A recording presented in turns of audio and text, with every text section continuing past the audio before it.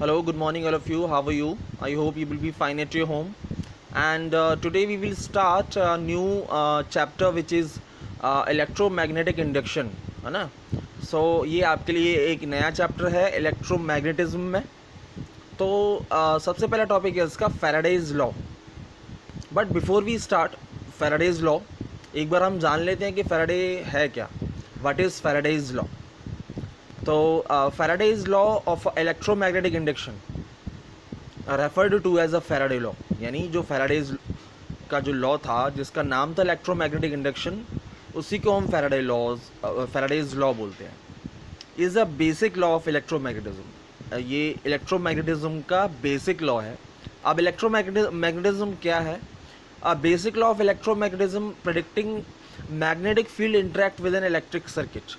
यानी कोई electric circuit है जहाँ पर सारी चीज़ मौजूद होती हैं, जैसे आपने करंट इलेक्ट्रिसिटी में पढ़ा हुआ है. तो वो मैग्नेटिक फील्ड इलेक्ट्रिक सर्किट को कैसे इंटरेक्ट करती है, कैसे बिहेव करती है.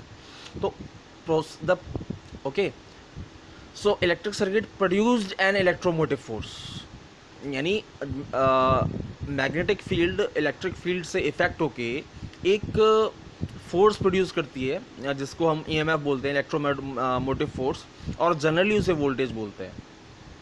तो this phenomena is known as a electromagnetic induction. इस फिनोमेना को ही बोलते हैं इलेक्ट्रोमैग्नेटिक इंडक्शन. ओके, तो सबसे पहले इसका इंट्रोडक्शन जान लेते हैं क्या है. The law was proposed in the year 1831. ये जो सबसे पहला लॉ ये आया था 1831 में by an experimental physicist and chemist.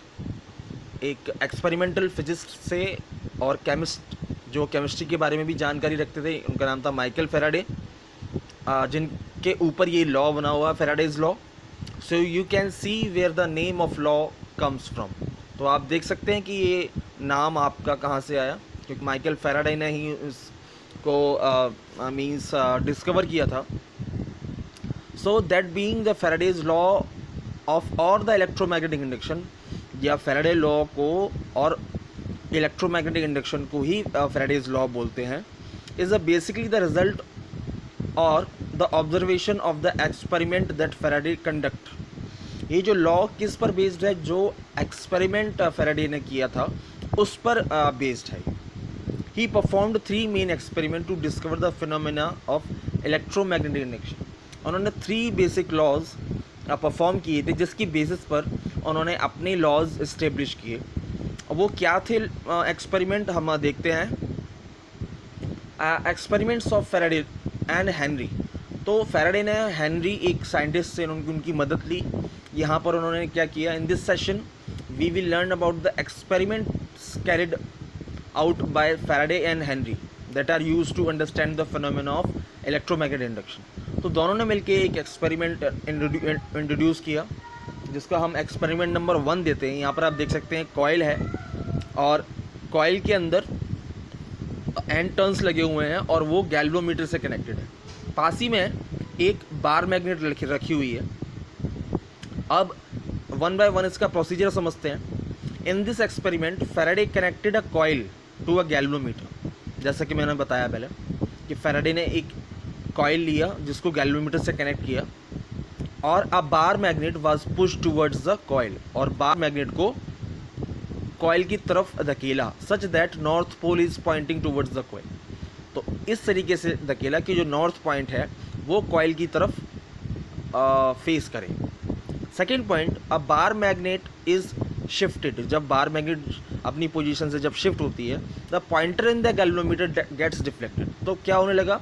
Coil में जो गैल्वेनोमीटर अटैच था वो डिफ्लेक्ट होने लगा, यानी पॉइंट डिफ्लेक्ट होने लगा. इसका मतलब क्या है? This indicating that the presence of current in the coil under the consideration.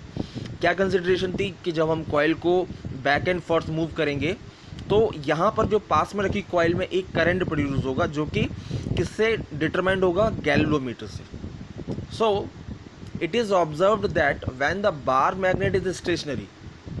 अब ये भी ऑब्जर्व किया गया कि जब बार मैग्नेट स्टेशनरी है the pointer shows no deflection. यानी कि जब मैग्नेट रुकी हुई है, इसका मतलब क्या है? Change in magnetic field produce a current. तो यहाँ पर कोई चेंज इन मैग्नेटिक फील्ड नहीं हुई, तो यहाँ पर जो पॉइंटर है वो अपनी जगह स्टेबल है. वो तब तक मोशन में पॉइंटर थी जब तक बार मैग्नेट मोशन में थी. Okay, so another point here, the direction of the deflection of the pointer depends upon the direction of the motion of the bar magnet. यहाँ पर जो गैलोमीटर राइट और लेफ्ट में डिफ्लेक्ट करता है वो डिपेंड करता है डायरेक्शन किसके, bar magnet towards the coil जा रही है या अवे फ्रॉम द कॉइल जा रही है. ऑल्सो ये अलग पॉइंट है, when the south pole move towards और अवे फ्रॉम द कॉइल, जब साउथ पोल मूव करता है अवे या towards the coil, the deflection in the galvanometer are opposite to that observe with the north pole. तो जब north pole में जब direction north pole जब पास में आएगा तो अपोजिट डायरेक्शन होगी, और जब साउथ पोल पास में आएगा कॉइल के तो अपोजिट डायरेक्शन होगी. ये कहना चाह रहा है ये point. Now apart from this, इसके अलावा the deflection of the pointer is larger और स्मॉलर. डिफ्लेक्शन कितना है गैल्वेनोमीटर में, लार्जर या smaller, depend upon the speed with which it's pulled towards और अवे फ्रॉम द कॉइल. यानी बार मैग्नेट की स्पीड पर डिपेंड करता है कि कितनी तेज़ी से हम आगे पीछे कर रहे हैं उसको. Okay, now the same effect is observed when instead of the bar magnet the coil is moved and is held stationary. अब सेम इफेक्ट क्या है कि अब हमने क्या किया, बार मैग्नेट को क्या किया, स्टेशनरी किया और कॉइल को मूव करने लगे, तो वो सेम इफेक्ट है, मीन्स वहाँ पर करंट प्रोड्यूस होगा.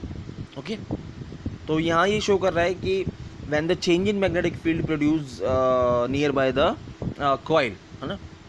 So this shows that only the relative motion between the magnet and the coil are responsible for the generation of the current in the coil. तो इस एक्सपेरिमेंट में हमने जाना या तो कॉइल मोशन में हो या बार मैग्नेट मोशन में हो, है ना. तो the relative motion between the coil and the bar magnet is responsible to produce और induce a current. Okay, so thank you very much. ये पहला एक्सपेरिमेंट था. नेक्स्ट एक्सपेरिमेंट हम परसों बताएंगे. So thank you very much.